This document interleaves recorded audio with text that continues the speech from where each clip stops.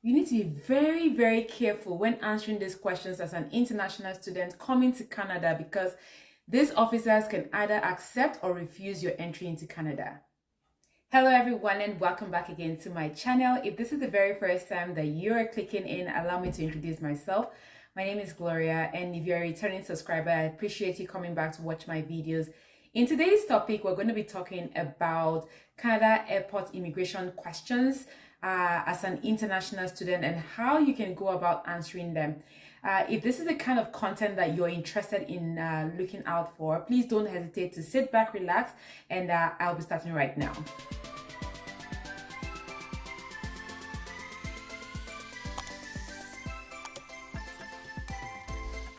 A number of people have reached out to me and have said, Gloria, what do I need to know as an international student who is coming to Canada for the very first time? And I know I've made a detailed video about what happens when you come into the country at the international airport here in Canada.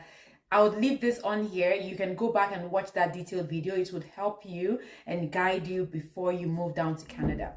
Now, as an international student, it doesn't really matter if you're an international student, a visitor, a permanent resident coming to Canada. It doesn't really matter. When you get to the airport, there are a series of questions that will be asked by a CBSA officer. And I know at this point you're wondering, what is CBSA? Well, CBSA is short for Canada Border Services Agent. These are immigration officers who have the right to accept, to refuse your entry into Canada. And they also have the right bestowed upon them to deport you back to your country of origin if they are not satisfied with the questions that they're going to be asking you.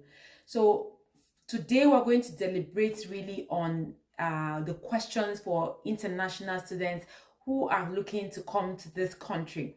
In subsequent videos, I'll try to make one for other applicants or other visa holders who are looking to come to Canada, what kind of questions they will be asking you and things like that.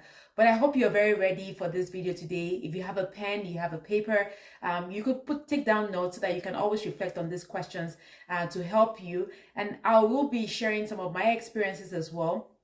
Just as a disclaimer, I want to let you know that I am not a licensed immigration officer. Everything that I'm going to be saying on this video today will be information that I have known before coming down to Canada. Many of you know that I came to Canada as an international student. So my experiences and information that I've gotten from my friends and well, those that I know here in Canada, how they were asked this particular type of questions. And I'm sure that these questions would also aid you as well. So if you see me looking down on my notes, it's because I want to remember my things that I am going to be sharing with you today. So don't forget that the first thing we're going to be looking at is the golden rule. So what is golden rule? These are things that you must take note if you're an international student coming to this country. Now, if you don't, if your English is not really good, you can always ask or request for a translator. A translator is somebody who can actually interpret whatever you're saying in the different language. So for example, if it's Spanish, for example, you can request the immigration officer that you need somebody who can translate the question to you. And just before I go ahead with this, I want to let you know that after watching that video, I talked to you about what happens when you get into the airport. You'll be greeted by an officer who would now ask you this set of questions, which we will get into very shortly. But first, we're talking about the golden rule, okay? The next thing is, I want you to know that the questions that the officers will be asking you, you need to answer it the way they are.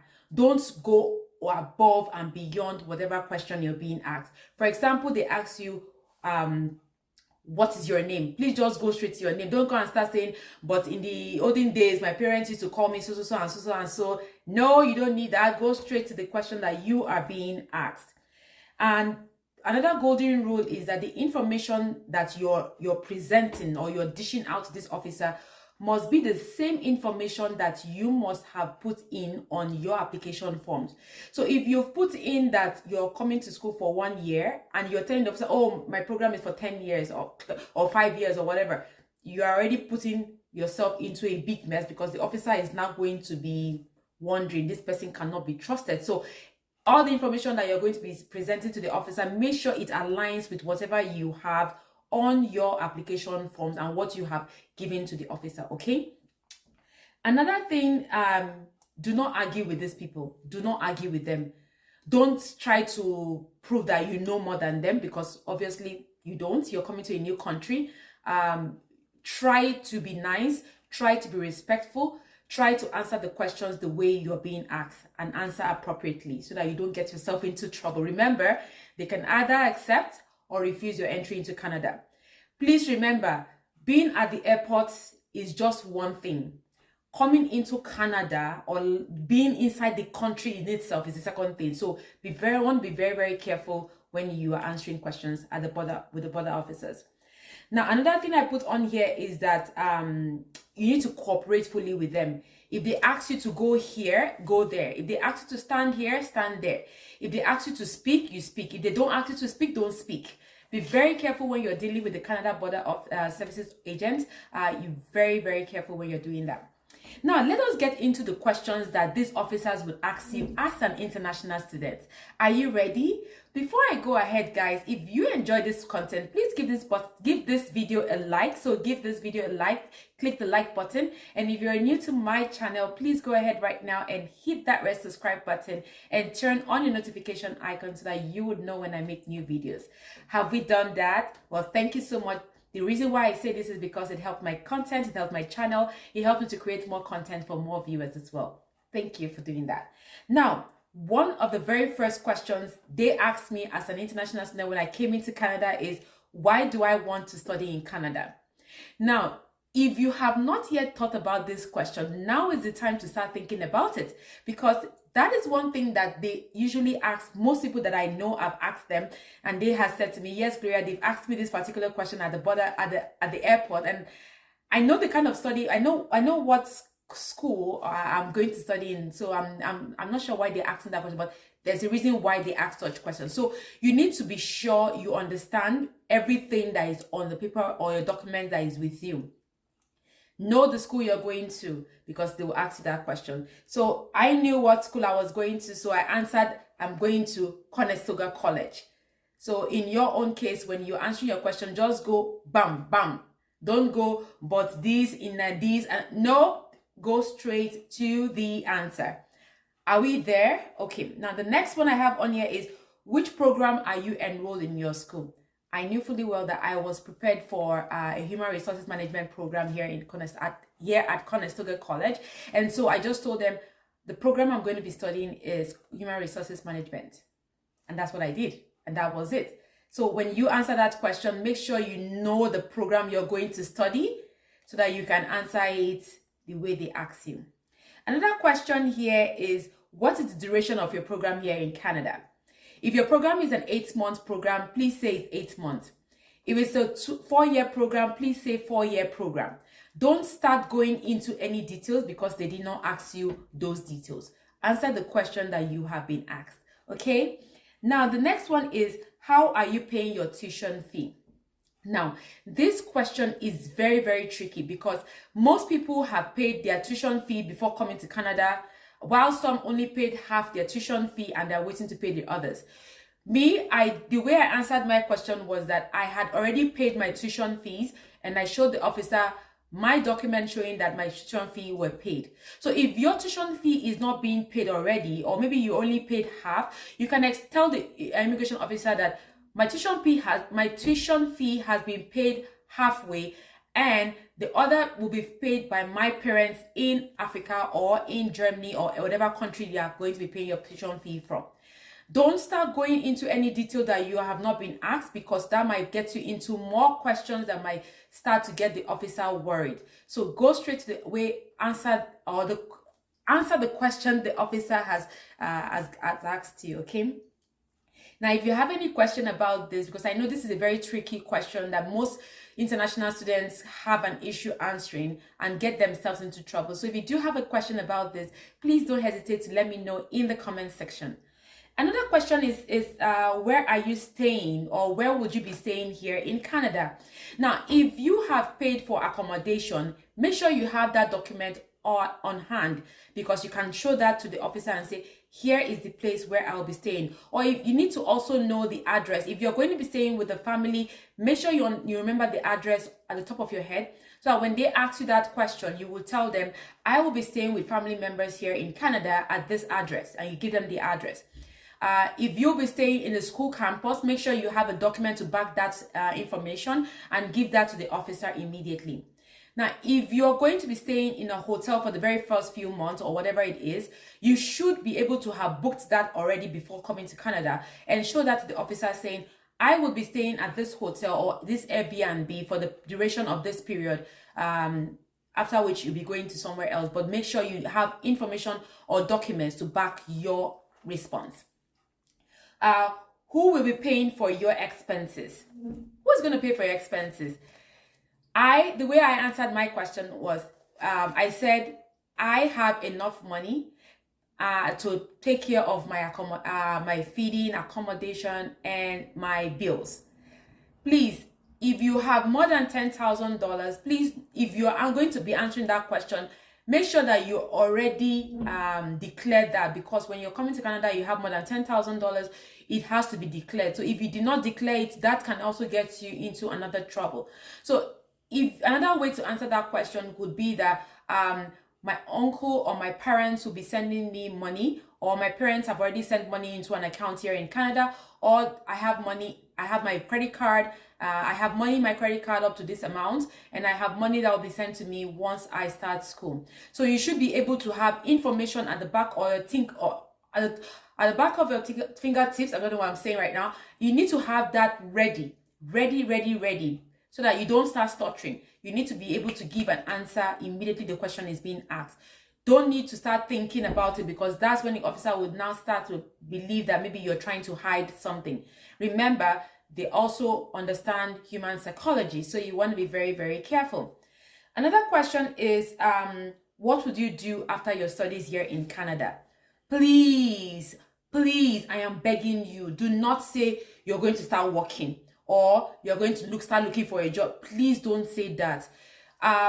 Because the reason why I say this is because if you go into the Government of Canada website, the officers want to know that after you finish your studies, you're going to go back home to your country.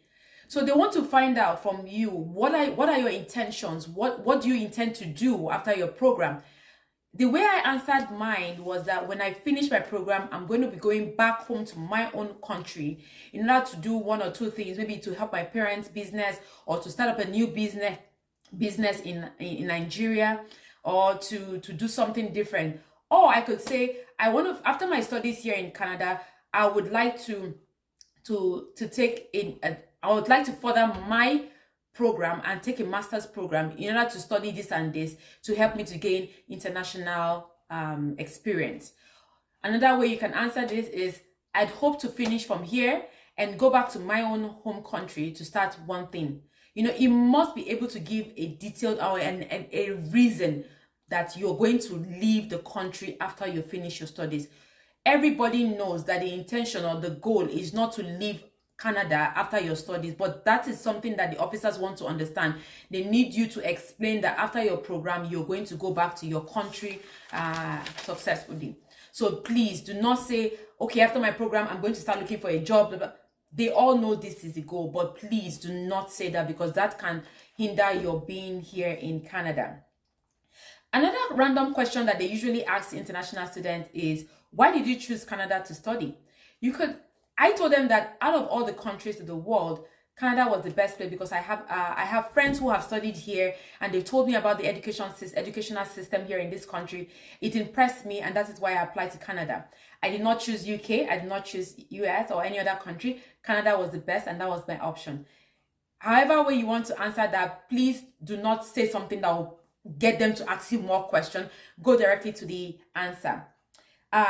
Another question they asked me is anyone coming to pick you up at the airport? I said yes. I told them that then I already paid for to the school for an airport shuttle to pick me up from the airport to the school. So I told the air officer that yes, I have the airport shuttle that I already paid for. I showed him the receipt and everything, my ticket, saying that they are going to be picking me up from here and dropping me off at the school. So you must have somebody that is coming to pick you up, or you might be taking a Uber or something. Any response, make sure that it makes sense and you have a document to back that. Now, another thing I'm going to be talking about before we end this video are the documents that you should have handy with you. Please make sure that these documents are with you in your carry-on, the one that comes with you into the aircraft, not your the one that goes to the with your other luggages. Please remember that. Your IRCC study permit letter must be handy with you. You need that because that's one thing the officer will ask for. Your letter of acceptance from the school or your admission letter, make sure you have that handy. You need a proof of your deposit for your tuition fee. Most people pay that, so make sure you have a proof of this with you as well. If IELTS English was part of the requirement for the school, make sure you have a copy of this with you, okay? Proof of finance. You need to be able to show to the officer that you have a proof of how you're going to be getting your tuition paid or things like that. If it's your uncle or your family member that is paying for you, make sure you have an information about this. It might be a letter to the officer saying that the uncle or the parent are the ones supporting you through school. Make sure you have that handy with you. If you're going to be staying in a hotel, make sure you have the hotel accommodation with you. If you're going to be staying with family and friends, make sure you have a letter from them. If you're going to be staying in the school campus, make sure you have that document. And if you're going to be staying in a rented apartment, make sure you have something or a lease from the landlord. Another thing you need to have is your proof of ties back to your country. I know many people don't usually think about this. So proof of ties to your country might be that you have a landed property, you have businesses, you have a job you're going back to. Make sure you have this proof with you when you come into Canada. I hope that this video was not too long for many of you who are watching right now. If you did have any question about the things that we talked about, please do well to leave me a comment in the comment section. And if you've watched this video up until now and you've enjoyed the video, please don't forget to give this video a huge thumbs up. It helps YouTube to move my video to other viewers so that they too can be informed about this. And if there's something that I missed on this video and you're an international student who has come to Canada, please let me know in the comment section so that others can also get to know about it. And guys, please don't forget to watch the videos that will pop up on your screen very shortly. I make content about my life here in Canada, immigration issues and things that will concern those who are looking to come to Canada. So if this is the very first time of watching my video, please do well to hit that red subscribe button and turn on your notification icon so that you'll be aware when I make new videos. And if there's a particular video you would like for me to make, please let me know in the comment section. I make my videos once every week on Sundays. And guys, please share my video to your friends, your family members, and those who are looking to come to Canada. Again, I must say this, I want to appreciate those who are always coming back to watch my videos. I don't know why I'm so excited today. Thank you so much for watching my videos. Thank you so much for subscribing to my channel. And until I see you in my very next video, stay safe and bye.